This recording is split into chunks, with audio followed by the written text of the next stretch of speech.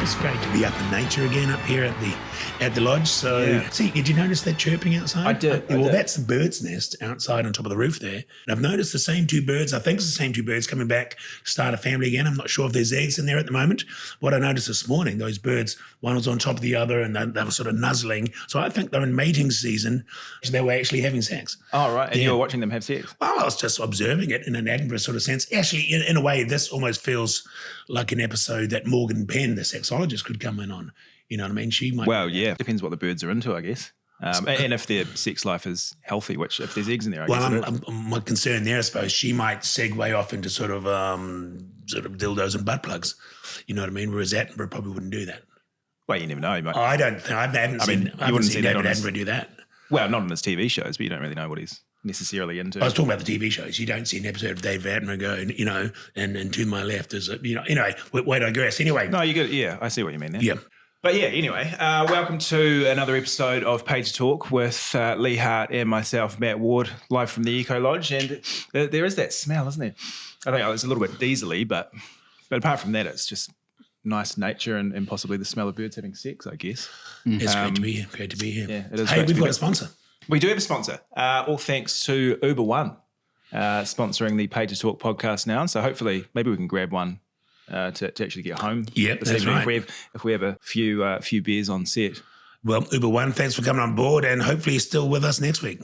That's what I'll say. Yeah, well, we'll find out in the next half an hour or so, I guess. But hey, Lee, we've got another very special guest who needs no introduction, but we will. We should give him one, though. Well, you kind of have to when you're doing a podcast. Yeah, but, exactly. Jordan Mooney, New Zealand actor, plenty of acting credits, West Side, Pike River film, and a whole bunch coming up as well. We'll just ask him. It'd be easier to ask him, I suppose, what well, instead of me rattling off what I've learned off Wikipedia, I guess we could just throw to It'll Jordan. be a lot easier that way. Then we've got something to talk about. Jordan, welcome to the show. Thank you. Thanks for making the effort to get up here. Sorry about that bird chat. But no, that's fine. I actually don't have a Wikipedia, and you can't make it yourself. Jesus. So if you could make it for me, I'd actually love that. Whose Wikipedia was I on? Well, we're the kind of podcast that doesn't use Wikipedia. We do proper research. We try. Well, you must have, because you wouldn't have found it there. So. Yeah, or else I was reading someone else's. Yeah. You are an actor, Jordan. You've come up to the Eco Lodge to talk about that and many, many, many, many other things.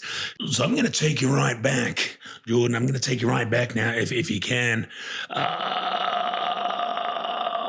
Where did you grow up? In the mighty Waikato in Hamilton. Great river.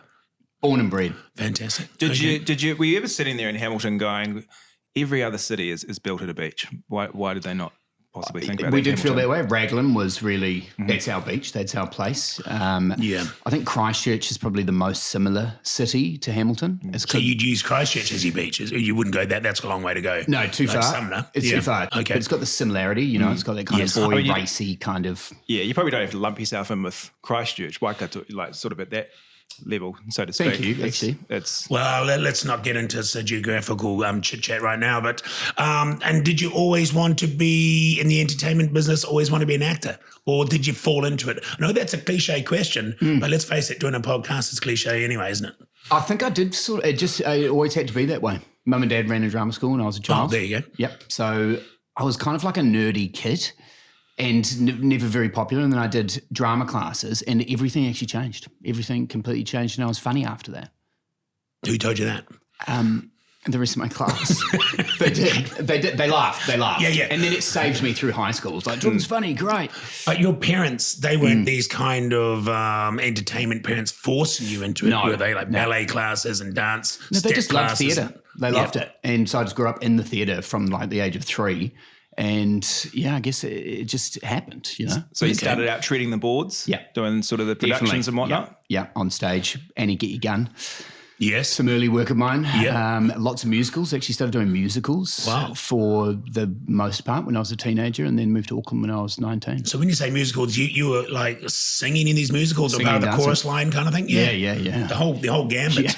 Yeah. It's kind of good training for an actor, I think, because the music tells you how you're supposed to feel. Yep, definitely. Yeah, so I think it's actually quite good. I mean, all the great actors always talk about coming from a theatre background, getting into TV, film, I'm going way back. Is that a less of a thing nowadays? Is there probably less actors coming through theatre and perhaps going straight into the likes of Shortland Street, etc., purely because they've got an agent and they're going straight in, whereas you've done the theatre stuff? I reckon there are more actors who go straight into film and TV because you can just look right. You know, Yeah, you can exactly. get someone who's never done anything before, and maybe they'll be great. Yep. Will they be great forever? I don't know. But I think everyone should do theatre. Yeah. Really. Hit your marks, get the discipline, take direction. It's the actor's medium. Yeah. You know, like we call the cuts. Curtain goes up, curtain goes down, and the actors are in charge during that whole time. You ever treated the boards, Lee, back in the day? It's kind of weird, actually. It's weird I ask that question because I always did like performance, and a bit like you're saying in class kind of thing. It was the class comedian, and reports would say, "Oh yeah, gets a few laughs, but wouldn't fill the town hall yet." Would be my kind of report each time, or anti-authority attitude. When it came to the stage stuff, I always wanted to do sort of the acting and so did comedy on stage, but I sort of got into music first. So I ended up being in the band, playing the drums and stuff in that, like the music pit when the shows were on. So I was watching all this stuff and I kind of preferred playing music, but I always did look up and think, oh, I'd love to be doing that. Just looking at you could sort of be a good genie from Aladdin, perhaps. Yeah. You could be a good Aladdin. Sure, we could be on something here. Yeah, I would love to play Aladdin. Jasmine was actually an early crush of mine. Same. Really? Yep. The animated one, though. We should. It's a bit weird when it's the animated one, but... Safer though. You know, someone finds your laptop and gets into the back end of it, you know, and there's a whole lot of sort of porn, but it's animated. It's not as bad, is it? I don't think it would be, actually. Is that available, is it? I don't know.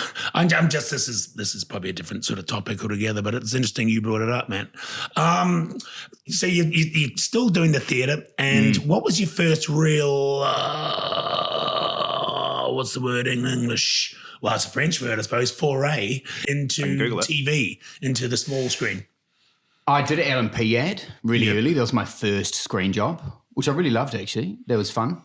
And then I got cast in Spartacus. That was my first drama job. And it was gnarly. Huge set. Very bloody, horny, sex, sword and sandal. Yeah, that was a full-on show then. Full on. Yeah. Very horny show. That was filmed here at Henderson, wasn't it? Yeah. They just wrapped another series of it. Yep. Yeah, they've rebooted it. So I did that, which was great. That was a good first gig because it was big. Did you have to get buff and that for that? No. I was like a weak little Roman slave. Okay. Yeah, I was pathetic, actually. Sex slave or just slave? No. I wasn't. My sister was. It was awful. It was actually a really terrible storyline. Gnarly show. Just a gnarly show. So we might just stop there for a quick break. Can't really think of a follow-up question for that, so we might just throw to an ad. Let's just go to an ad break now, and we'll come back and with a different guest.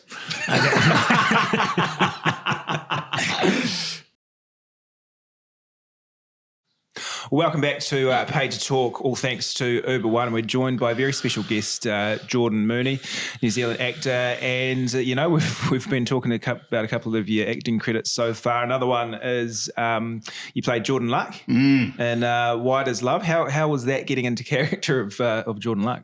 You know, I got the job. I was on a boat in France. I'd just been traveling for 5 months and the self-tape came through and they said, do you want to put a tape down for this? And I was so relaxed because I was on holiday. I did drink a lot of beers during it. Well, so you're already in character. Yeah.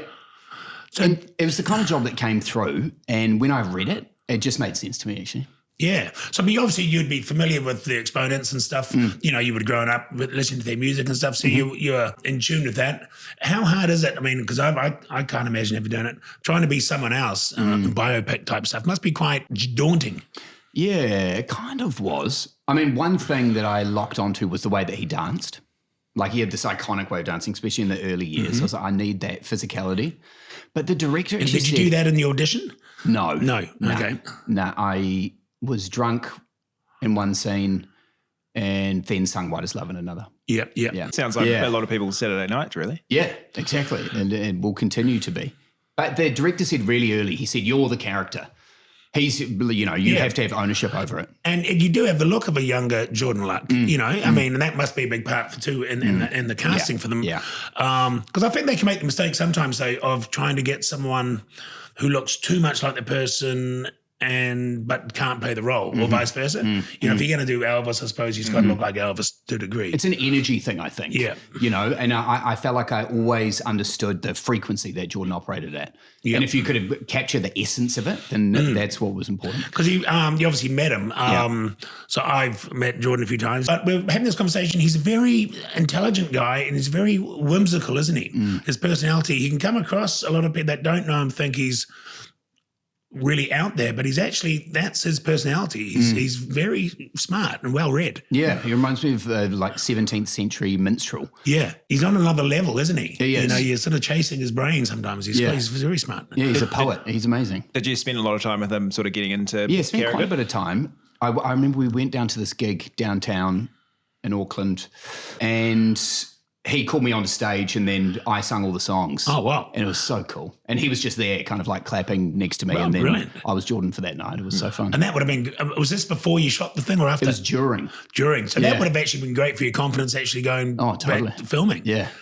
I loved it. I mean, when we were shooting that, we were the band. Yeah. And we were like getting drunk on all the weekends and we were shooting all day, every day. It was all the boys. It was so fun. It felt like we were on tour. Yeah, cool. And what better way from the director's point of view of doing that, making you guys feel that way is great sort of, within reason, a great way of doing it. Oh, that's fantastic. And how about Jordan? Has he given you any feedback post the series or anything? Or, and he loved it. Good job. Yeah, he was just always great. so supportive of it. I mean, it must be odd from his end. Someone depicting you, Yeah. Who'd you have playing you, Matt, if they did a biopic on you? Probably Denzel Washington. Okay. You? Vin Diesel. Maybe Dwayne Johnson, The Rock, maybe. I'd probably play myself, actually. I mean, because I haven't really aged that much in the last, you haven't aged that much. I could play myself in the middle years and the later years, obviously as the younger years. I mean, AI is good, but I don't know if it's that. But how about that AI stuff? That hasn't affected you yet, has it? Nah. It's probably, I shouldn't even say this, but I'm not worried. Worried about what? They're not going to replace actors. They're just not. Like nothing beats tangible and real emotion. Maybe AI will get that. I think there'll be AI movies and people will like them. But that'll be its own thing. I think as a tool, as people have died halfway through a movie, they can fudge the odd scene with them there and, and this sort of stuff. But yeah, hopefully you're right. I don't think it's really an issue. Before we talk about another project that you've done, you mentioned the audition, doing the tape nowadays. It's quite a common thing. You send your own tape in, you do it on your phone. And I suppose that's quite good. There's probably less pressure. You're probably not getting any direction from anyone, but you send it in and Hail Mary, they like it or they don't. How about the audition process where you walk in, and there's people there? You've obviously done a bit of that. Yeah. Any real disasters there? Or no, I love going into the room. Like sending a self-tape, you can spend 2 hours doing it, going it over and over, getting it. Yeah, and just getting it perfect by yourself. But you miss the pressure. You want to actually arrive and kind of feel nervous, like you have to turn up. And if you can't go into that audition room and nail it, then you probably can't do the job. Yeah, that's a good point. Yeah. I think, to step up to the plate and because it's weird. Yep. I mean, acting is intrinsically just a weird thing to do. You're saying these silly lines, acting like some random someone person you're not, in a tiny little room while a guy films you. It's odd. So if you can do that, sounds kind of dodgy when you put it that way. Yeah, Matt's done similar stuff, but different, it wasn't really different acting, it was context. But it's small room, little camera, little guy filming him. But I had to pay a lot of money for it not to be released. Okay. It's pretty much opposite to acting in that sense. So you're in West Side as well. Obviously, that's off the back of a bit of a juggernaut, outrageous fortune. Was there a bit of pressure, sort of being the prequel to such a big successful show, or was his own beast? It just felt right. And I think because Antonia Preble was in it as well. There was such through thread. It was made by the whole same team. Yep. Everything was the same. West Side felt good and right. That was a good show. It was awesome. I loved that. I love playing Eric. He's just a dirty bastard. It was so fun. So another project which is of interest to me in many ways is the Pike River. Pretty heavy stuff. Yeah. It's coming out in October, I believe. Yeah, late October. I'm originally from the West Coast. My father was in a coal mining disaster in the late 60s, 67, the Strongman mine disaster. Oh, was he? That was pretty full on. Wow. 19 guys died in that. Yeah. And I was... Your father was in there? He was in it. He survived. Wow. And he was part of the, getting people out and all sort of stuff. It's really heavy time for that region. But I'm going to say fortunate enough is not the word, but I ended up doing a documentary on it. I was the host of a documentary on that disaster. I was interviewing my parents and a lot of other people involved in that. And that's still, they think about it. They can remember where they were that day. That was a dark, dark day. And of course, years later, Pike River. But was there any element of responsibility telling that story sort of well, because it's all the victims, parents, family, they're still obviously around and it's very raw still. Big time. I'd never spent any time on the West Coast down there. It's a pretty amazing part of the country. It's kind of mystical. Yeah. And how the rain and the clouds. And the clouds sits below the hills there. Yeah. I mean, we were dealing with some pretty heavy subject matter. And I mean, what happened to Greymouth, you can still feel it. It's still reverberating through the whole society down there. There was a huge responsibility to tell the story. I mean, certainly from the directors and the producers side of things, because I mean, half the reason is it's so still, I mean, it was how it was dealt with, wasn't it? So poorly dealt with, by the governments and obviously the company. But I suppose as an actor, I mean, you've got the script, you're doing the lines. I think as an overall project, they've just got to be, they'll be very careful to do it right, I suppose. Yeah, it was also really fun, actually. Yeah. Like going down there, being in Greymouth, and staying down there with the cast, like there was a lot of joy in making it, which I think was really important considering how heavy the whole thing was. Yeah, and I think movies like this, it can be part of the process, healing process. People, having a lot of those people, they'll find it pretty heavy to watch, and also the rest of the country, they'll see it and be educated about it, about the whole thing. I learned a lot, It was pretty bad. Yeah. But anyway, that's an extreme, just an example, I suppose, of some of the different roles you've been doing. Yeah. I feel lucky in that sense. People say like, oh, do you like doing drama? Do you like doing comedy? Yeah. I mean, I really love doing both.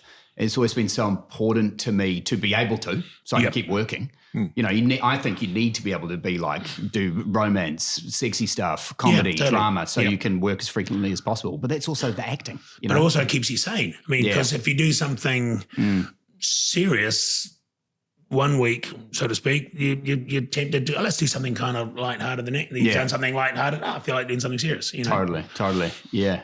All right, I might take another quick break and then after this talk about some of the other projects you've got coming up. I do need to do wheeze. I'm busting. It's those whack-chingies. Well, I'm speaking into the mic. I can't adjust it any more than that. You're sitting in your DJ booth telling me what to do. I'll do that, shall I? You come over and, No. Jeez. Check. Okay. I'm paid to talk. Come on, guys. I'm not paid to listen. Okay. So, welcome back to Paid to Talk. We've got Jordan Mooney. Sorry about that, Jordan. It's okay. Sometimes it gets a little bit awkward. You know what it's like. Yeah. All thanks to Uber One and Jordan. We were just talking about your acting career. Pike River film's coming out soon, but you've got a few other projects that are in the pipeline going to be released soon. Yep. I've just finished a film called Terminal Lake. We've been making more movies. We just want to make stuff now.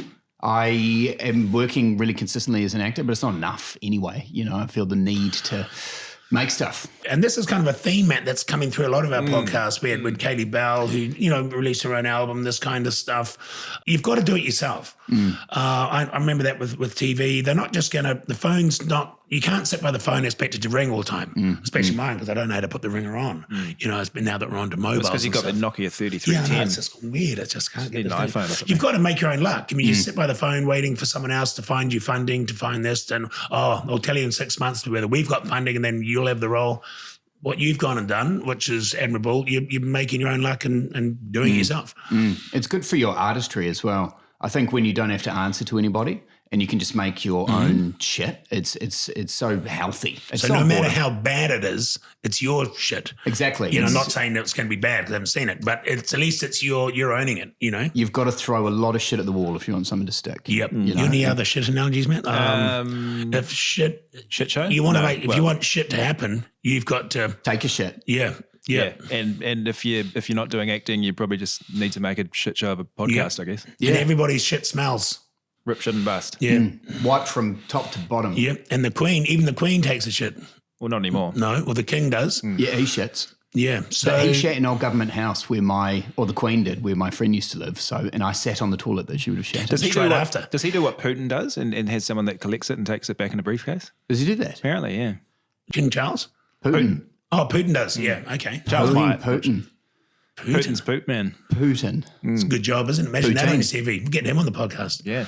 Yeah. Speaking of podcasts, Matt, apparently we're 267th rated podcast in the country at the moment. Is that good? Well, I think it is. That's not bad at all. Well, I think we're 269 last week. What does that mean, though? Does that mean people have to listen to 266 other podcasts before they get to ours? I certainly hope not. That's a lot of podcasts for someone to listen to. Well, especially if you have to listen to all their episodes first as well. How many are there? That's out of how many? That's a good question. Well, I it'd don't want probably to know. easy. Don't tell me there's only 300. It'd probably be easier to name the number of people who don't have a podcast these days, to be fair. Well, that's a good point. What were we talking about? Yes, no, Jordan, back to your project. Terminal Lake. Terminal Terminal Lake. Lake. Is this something that you've conceived from the start? So you're part of the script writing, you've got mates involved, and how did the whole process come about? It started in 2022. A friend of mine wrote it. He's a writer-director. It's only one actor, which is myself. Yep. And it follows a man journeying through the desert, looking for some kind of hope that he never finds. It's kind of an allegory for how my friend was feeling, like in the world at the time. Yeah, and I lost a lot of weight for it. You know, I had to be starving and dehydrated. This is kind of like at the end of the world, trying to survive. And I went to Desert Road for 4 days with no food or water, and just kind of camped out and like mished around out there. In preparation. Yeah. So where did you end up shooting it, though, if it's a desert We shot it concept? in St. Bathans down south. Oh, yeah. In St. Bathans, there's some old mining tailings that have been abandoned. There's a lake in the middle now. Oh, yeah. And it's actually quite compact, but we shot it on really long lenses, so we're able to make it look much more expansive than it was. Oh, But cool. it looks like a wasteland. Yeah. It is a wasteland. Your preparation of, 4 days with no food or water in the desert kind of sounds like your recent trip to Europe, Lee, when you lost your phone and your credit cards. Yeah, there's different reasons, though. Yeah. Yeah, I lost my phone and credit cards, as Matt, for some reasons, brought up in a bar in Prague. Yeah, that's a movie in that. Yeah. There's a script in that if you want to have a look at it. Yeah, I'll take a look. Who will I play? You play me. Yeah, you'd have to put on weight. You'd have to go You full, can be the guy that stole it, maybe. full fat Wakachangi. I wouldn't mind that, actually. Yeah. Putting weight on. Yeah. Well. Okay, so it's only you in the movie. Good call. Keeps the budget down. Control it. Yep. And how about crew-wise? You got your writer-director and... Cinematographer, crew of 11. Yep, nice. Really small. It was small. And we just went out there and we shot it. We crowdfunded for it, Okay. which is hard. Which is hard, but it's honest, it's earnest. Going film commission, getting money, waiting for permission, year and a half later in a queue, we will sign that off. That's good enough. We give you permission to make that. I think too many people in this country, certainly in the film industry and TV, have always had this attitude of waiting for permission to be told that's good enough to get funded. And end of the day, if people are going to watch it, there has to be some element of commercial viability to it. So someone will fund it, and then you go crowdfunding. I think it's more important than ever to make your own work and to find your own audience. Yeah. There's so many streaming platforms. It's so hard to get funding. People just need to get out there and make stuff. And the whole mentality that it's hard kind of pisses me off. Like I think it's always been hard. It will always be hard. So just let that go. It should be just get out there and do it. Or can you riddle it with product placement and sort of be walking through the desert? That would be tacky. Yeah. I think doing that. Or there could have been like really old kind of faded cans, kicking them down the road kind of thing. Well, you should let me know. I could have put some these new, product placement in the movie, like in the desert. The only thing left. You're starving, and in the background there's a massive packet of snacky changi, like a mirage. You're imagining it, and you're going, "It'd be great for me." Can you get them at Costco? Do you do the giant? Yeah, we do. We do a giant bag. Maybe one of those ones. Potato chips. Yeah, and that could be something when you're going insane. You're seeing that. Yeah, and we just want to make more movies now. And what's the process? Okay, with Terminal Lake, you got it made, so you're going to release that as well out on what platforms, I suppose? I guess we're figuring that out now. Yeah. So we'll have our first test audience, essentially, and then we're going to throw a big party afterwards because we want to associate us as filmmakers as having a good time. It should be fun. So we'll do the kind of premiere And that's on the screening. Friday, is it? That's on the Friday. The party. The party. The party. That'd be straight after the movie, yeah? Straight after the movie, straight into the party. That's in Auckland? That's in Auckland. That's where the party is, yeah, okay. Yeah. Okay. Oh, yeah. On Friday night. Okay. Friday night. Cool. What are you doing Friday? Are you free on Friday? Well, funny you should ask that. I'm not doing anything on Friday night. Oh, okay. So perhaps... I'm not doing anything either. Okay, all right. You want to pick me up? What do I have to drive, do I? Why don't you get an Uber? Get an Uber We'll One. get an Uber One, can't we? Uber One. You can pick me up in the Uber. Click on. We get head along to the party. The Terminal Lake. Well, we can go to the movie first, can't we? Then we Yeah, go to the party. movie. I thought it sold out. Is it sold out? I could find a couple of seats for you guys. You We'll could stand at we the could back. sit in Stand the at the aisle. back. Okay, I'd love to watch the movie and go to the party. I feel a bit of a fraud if I just went to the party. Could we party at the movie? Yeah, you could. I would like Yeah. that. Sort of preload at the movie. It would be kind of abstract. I don't You want to could be do one of sort those guys that's at the party, drinking a whole lot of beers and stuff, and someone comes up to me and says, "Hey, what did you think of the movie?" And I go, "I didn't see it." I just came here for the beers. And you'd look a bit of a fraud. Well, BYO beers, really. Yep. Okay, what's next then? After Terminal Lake, Make more movies. Have you got any? Are there any sort of commercial projects in the pipeline, TV wise, that Yep. we need to know about? I did a pirate movie last year, which was kind of a dream come true. You know, the kind of job your mum's really proud of because you finally Is that playing like a downloading pirate. the one you can download off the internet or actual Pirated pirates movie. on the... But it's the pirate genre. It's the Like pirate John genre. Ryan. It's not It's like- a pirate It's action not like movie. illegally downloading. No, I'm with you. no, I'm not playing the guy who started LimeWire. You paint it. Cool script. It's about a guy who illegally downloads movies, and that's great. Okay. So that'll come out soon. Carl Urban is the yeah. captain. Yeah. And Carl's great. I bumped into him the other day. He's back in New Zealand at the moment. Yeah, he's finished The Boys. It's all wrapped up. I think he's pleased to be home. Oh, cool. I won't speak for him, but I think he's Yeah, happy I to be here. actually messaged him about coming on the podcast. He hasn't got back to me. Yeah, I think he stopped talking to you as soon as you mentioned sort of coming on this podcast, didn't you? It's true. It's a true story. But hopefully he sees this and he'll come on. I'll be, Jordan's done it. I should definitely do it. Yeah, oh, totally. I'm good friends with his son. Maybe I'll talk to Indy and then he could Well, there you go. suss it out. Oh, there we Just go. do what you can, all right? Yeah. He got a new dog, so maybe you could just be like, I love puppies. I'll take the dog hostage. No, there's a movie. I do a little video like this so I can have his dog. Carl, I've got your dog. It's great to see you again, Carl. You may recognise. And I guess Carl Urban's officially never coming on this podcast. He'll come. He'll come. That's good to know. We're doing research for that podcast on this podcast. Well, I'll tell you what, mate. Thanks for coming on and chatting about all this stuff. But you're doing your own thing, which is great. You make your own luck, and that's the sort of attitude we want to see more of. And good luck with the movie. Thank you. And forward everything else to you do. Yeah. Yeah, looking forward to seeing the new projects coming out in the next few months. Yeah, it's really exciting. Certainly is. I'm in charge, you know? I'm in charge now. And That's right. it's nice, and so we should be. Bloody That's good. right. Exactly right. Another beer? Yes, please. Thank you.